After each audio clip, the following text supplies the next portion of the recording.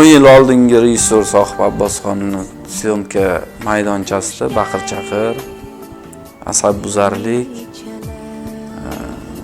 nima deydi, nimalardir esdan chiqib qolgan, keyin yana boshqatdan qaytib borib olingan edi.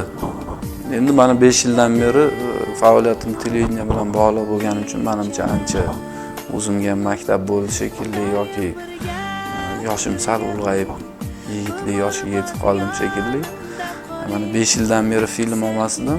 Yaqindagina mana bir filmni suratga olib tugatdim, montaj ham qildim, tayyor. Juda ham mana shunaqa darajada tinchlik, jimlik, aktyorlarga ham sekin gapirsam eshitadigan, hamma narsa o'rni-o'rnida, joy-joyida bo'ladigan bo'lib qoldi. Bu narsa o'zimga ham yoqdi. Odam charchamasdan mazza qilib ishlar ekan.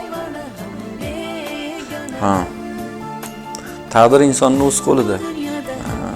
Men bu narsani ko'pchilik bilan suhbatlashganda ham ko'pincha aytaman. Albatta hammamizni ham Xudo yaratgan, peshonamizga yozilgan qismatimiz bor, buni biz o'zgartira olmaymiz. Lekin o'sha qismatimiz ikkita chiziqdan iborat. Nimaga bizga shunaqa imkoniyatlar berilgan? Ikkita chiziq.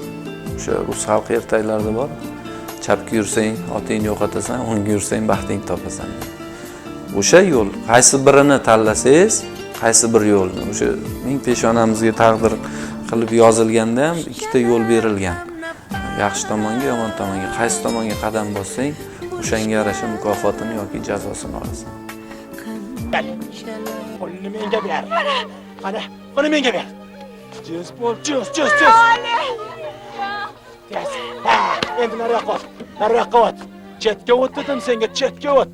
Ovozing chiqmasin. Agar militsiyaga aytadigan bo'lsang, o'lasan. Jam bo'laring.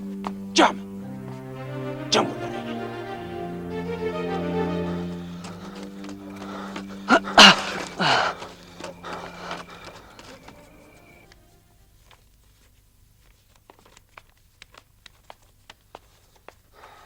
Qancha ekan Bahrom? 10.200 so'm. Zo'r-ku, a? O'qishga qiynalmay kiradigan bo'ldik. Buni yaxshilab bitta joyga berkitib qo'ygan. Yana birovga og'zingdan gullab yurmagan, xo'pmi? Xo'p.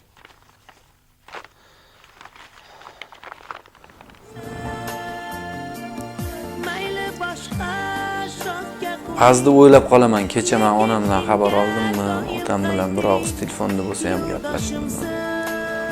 Ba'zi kunlar bo'ladi, men ayolimni, farzandlarimni 3 kunlab, 4 kunlab umuman bitta uyda yashasak ham ko'rmasligim kech keladi.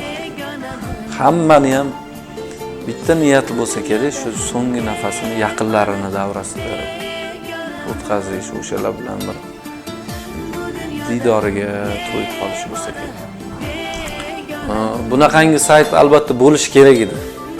Bizda ham, chunki hamma rivojlangan mamlakatlarda, ayniqsa shou biznes to'g'ri yo'lga qo'yilgan joylarda mana shunaqangi saytlar juda ham ko'p.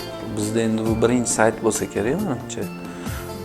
Oldin bo'lgan bo'lsa ham biz e'tiborimizga tushmagan, unchalik xalq orasida keng ommalashmagan bo'lsa kerak. iShow.uz saytini ko'rib men juda ham xursand bo'ldim.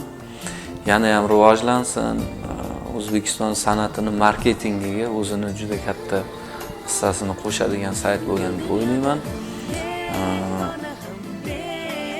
O'zbek san'atini butun dunyoga mashhur qiladigan sayt bo'lsin, butun dunyoda o'qib bizning san'atimizdan hamma boxabar bo'lishini tilayman.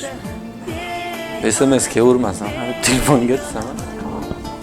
iShow.uzdan yangilik. Ne o'chirib bo'lmaydi o'shani.